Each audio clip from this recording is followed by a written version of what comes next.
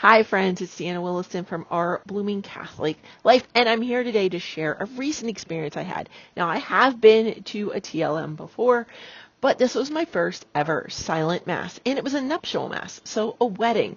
It presented probably some unique challenges, but could also be why they chose the silent form. I've not talked to the bride and groom about why they chose that. I have the program here, so I'm going to share a little bit from it, but I don't want to show everything because I did not ask their permission to share it, and so I'm trying not to show their names. Their names are printed in the program. They had this lovely chunky monkey of a program here, so they thought they had everything thought out. Here's where we ran into a problem. The welcome page. The welcome page had a last-minute addition to the handout. This was paper clipped here. There was actually a little correction that they had the wrong number of the hymn. So this was all stacked here. Most people did not remove these, and so they did not see the welcome underneath. Underneath that was the welcome. Thank you for coming to the nuptial mass. We are so happy that you could make it to this important day in both our lives. We are honored and humbled to be able to celebrate with you the mysteries of the holy sacrifice of the mass, as well as the joy of two individuals being joined as one in the presence of God and his people. As you enter the church, please be mindful of a few things. Please maintain a proper decorum while inside the church. We ask that you honor the sanctity of this space by silencing your phones, keeping talk in the church to a minimum, and refraining from clapping or hollering inside of the church. It literally says hollering. Now, we've all been to the masses, the wedding masses, the wedding ceremonies that have that one friend or relatives that's come from really far away and is so excited to see everyone. They're like, "Arr!" So that does happen. That's fair. It did not happen that I'm aware of this. Most people gathered outside the church, but when they moved in, they had not read this, and I do know there was quite a bit of chatter going on. But the handout tells you a Catholic church should always be a space for prayer and reflection. At all times should those in the church strive to maintain this atmosphere. We ask that you wait for ceremony and mass to begin. Please pray for the couple as they begin their new lives together as husband and wife. And I'll say the very next day, I went to a Novus Ordo mass. I went back to my home parish, saw one of my cousins in the pew, snuck in their pew, and when they turned just to wave and say hello, I leaned in and went, "Hello, cousin." There was a small exclamation, as I have not seen this cousin in probably around 30 years. But we did stop the conversation. We were like, yeah, we'll talk after Mass. And we did. We talked for a long time after Mass. But so you know it does happen, but you do try your best to keep it to a minimum. Now, the next heading here in the handout says, know that this Mass being offered will be primarily in Latin as well as silent. The Mass is promulgated in 1962 and celebrated here at this church, is prayed exclusively in Latin. Many parts of this Mass, primarily the prayers at the foot of the altar, the offertory prayers, the canon, are prayed quietly by the celebrant to allow for greater enhancement of the beauty of the Mass, as well as to allow for more solemn reflection on the mysteries presented here. Music has long been incorporated in the Mass. Many times when you hear the choir singing, it is while the priest is praying. Where appropriate, the order of the Mass provided here indicates when the choir is singing while the priest is praying. It then noted that you should only kneel and genuflect as you are able. The Mass demands at certain times to kneel, genuflect, stand, or sit for various parts. We ask that if you are able to prayerfully perform these actions, we understand that those who are sick or elderly may have a hard time kneeling or standing for long periods of time. For these, sitting is allowed to not harm oneself. Please do not force yourself to kneel or stand if in doing so you would harm yourself or others. While it's customary to receive communion kneeling at the altar rail in the Latin Mass, if you cannot kneel, it is preferred that you receive standing. Prayer for those engaged. That is lovely. There's some beautiful artwork in here. The entrance hymn. Again, we noted that that was the wrong number, and they included that paper clipped. And then we had the marriage ceremony. I'm trying to make sure. Yes, I think I can show you how this page was set up then. It is marked as bride, groom, and priest. And we have it both in Latin and in English, and where you make the sign of the cross is marked as well. So you can see that was all marked. There's one section there, one section that was completely listed as in English. Now, I know that there are some variations with that. People have talked about it. I've seen it other places. The vowels aren't exactly, I think that the vowels aren't in Latin. That was a talk somewhere recently I saw. The vowels in here are all in English. Then we entered in, again, I'm just trying to check. No, I don't see their names here.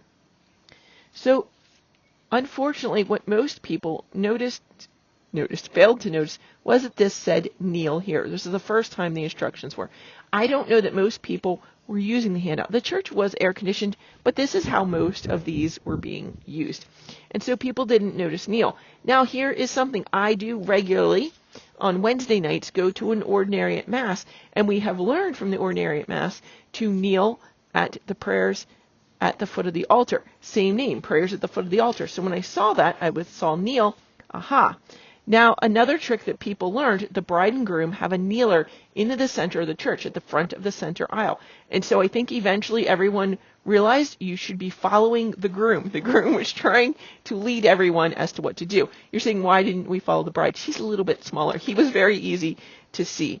And you will notice here, while we continue our style of Latin and English, it's priest and server. I don't know that it mentioned what the S was, and so I think in the beginning some people did respond. But it was written there. Again, I love that they had this handout. But I will say, these portions were written with directions for those in the pews, but it's two problems with it. It's in italics and it's tiny. Old people can't read this.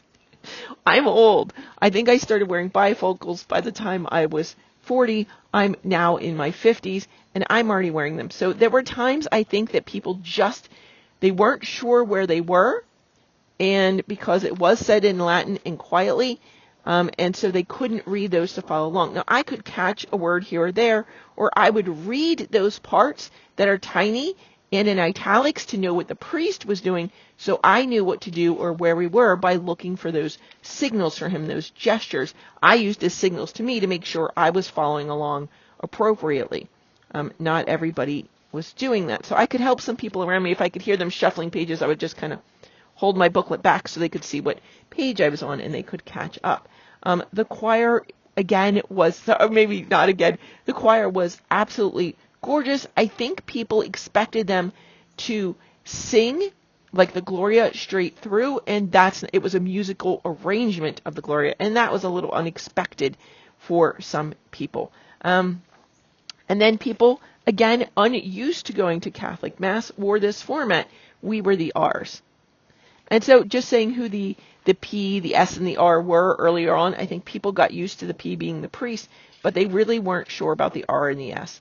And so most people did pretty well because they could hear, like, those phrases, Dominus vobiscum, those are ones that a lot of people do know, so you could hear and listen for that. Let's see here. Things were done a little bit differently again for the Alleluia, just than people were expecting. And in the priest's homily, he did read the gospel again in English, and so we were to stand when that happened, and the priest did indicate that. So it was lovely. So some people, I'm sure, sorry, I'm just going to jump ahead and just give my overall opinion.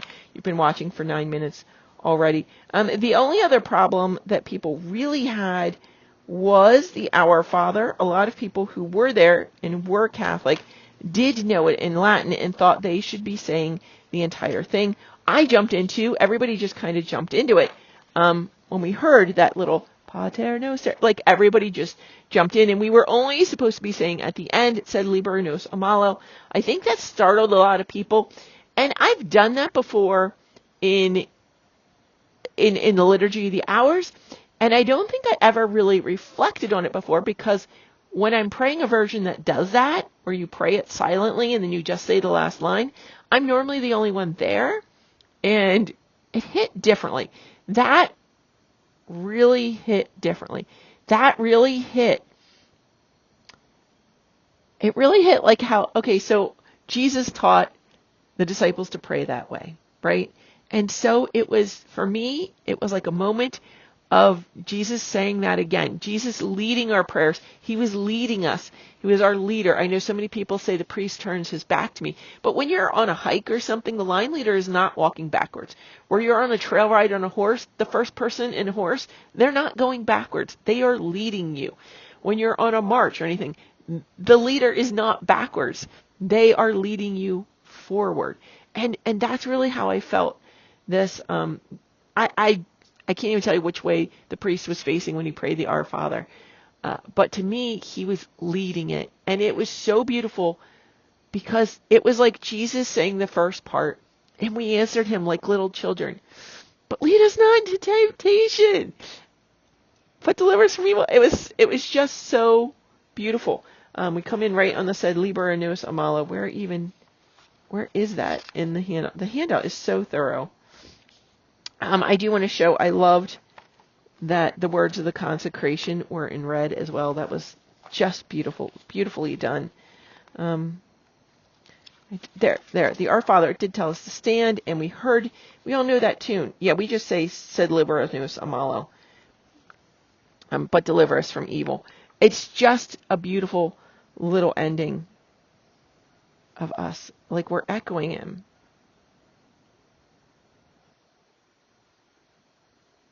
It's just like little children. The priest even ends with the lead us not into temptation. We're like, but deliver us from evil, Father, right? It hit different. It was beautiful. Right after that, then there's some extra prayers for the bride, and she gets a special blessing. That was really cool. The whole experience I thought was amazing, and the only trick was people weren't sure what to do. At the end, the bride and groom disappeared. I'm used to that receiving line at the end of the church, but you wouldn't do that in a Latin Mass because we're not talking in church. But they weren't outside either. People just weren't sure how to exit the church. Should it be some from this row, some from that row? Like, how do we go out? People just weren't sure of that. That was not the biggest deal ever. And then we stood outside. Again, we weren't sure how they were doing. We knew they were doing photos, but I don't think that we knew that we were supposed to scoot at that moment. Yeah, tiny thing. All in all, my experience, I thought it was amazing. I know some people did not have the same experience, whether they didn't know Latin, they didn't know the Mass, or they weren't really into it, which is kind of mean to say. But there were people there who, I'd say they were Protestants, but I don't even know that they go to a Protestant church. So just some people disengaged a bit, but those were the non-faithful, those who I don't know are followers of Christ. So I'd like to say that some of them were drawn in. I feel like I should I feel like, should I put this in this video? I think it's fair to say there were a couple people I know were completely disengaged. As for that old story of people are praying the rosary and they're disengaged from the Mass, I could totally see someone praying, now not going around the church to pray the Stations of the Cross, but I could see somebody meditating on the art in the church, somebody praying the rosary, focusing and meditating on the mysteries during the Mass. I could see that happening. And why could I see that happening? The priest was doing his part, and the server was doing his part, and I could see myself. There were times when I was lost in the beauty of it or in the prayers and was able to enter deeply into them. And there were other moments where I did find myself, one of the images of artwork catches your eye and you do start praying that station or that mystery of the rosary and you're caught up with it in a minute. And that's really meditating on entering into the Mass, but in a different way. The rosary is so much about those moments in Christ's life. And that's what we're living out in the Mass. And so I don't think it's contradictory to do the Stations of the Cross or to do the rosary or to come in and out of both. This is my personal opinion. I have a degree in pastoral studies, not in theology or canon law. But I could see how that could happen. It did happen to me. Again, I'd be standing up or something and just something would catch my eye and I'd start praying and meditating on that mystery. And for me, personally, it did help unite my heart more to the sacrifice of the Mass, what was going in. And I entered into the Mass more deeply because of those prayers, because of that artwork, because of that meditation. Is that the same experience that everybody probably had? Probably not. But is it a valid response? I think it probably happens in those beautiful old churches more than people realize or give credit for. People are so dismissive, as if the rosary or the Stations of the Cross have no place in the church. And then why are they in the church? Obviously, they served a function, and quite a beautiful function, I would say. It was a lovely Mass. I think it was a really good choice to have it as a silent Mass. I felt that it was, because you also avoided, number one, it is good and right worship. Say that outright. But also, I think it was an opportunity for everybody to prepare their hearts. And without like Protestants focusing on the parts that weren't their tradition, or the Catholics being like, why aren't you doing this? I think it was a way to unite us all, and I think that was a beautiful choice. That's all. So that was my first experience at my first silent Mass. I hope that information has blessed you somehow as we struggle to make sense of our Catholic faith. I think a lot of times what happened in that period, remember we just come through a couple of world wars where the men were drawn out of the families. Some of these people didn't have fathers growing up, or had led a very different life of strife, especially around the world, certainly not just here in America, but in those countries where there was active fighting. I think their experience was a lot different, and they probably didn't have proper catechesis during the wartime, and that was lacking. Same as us Vatican II babies, we didn't have proper catechesis because they were still trying to figure out what catechesis looked like after Vatican II when they instituted the Novus Ordo. And there were times when I outright asked my grandmother, like, okay, what is this? Why are you doing this? And then she would go, oh, I think you're old enough to understand it now, so let me explain it to you. I wish I had done that more, and I'd probably know more about the Mass. But I did do it. I know I did it definitely that one time, and I'm sure there were others. And so we had to learn how to ask the questions. And some people didn't ask those questions, and they didn't learn. And so that's part of it. It was bad formation, people not learning Latin properly.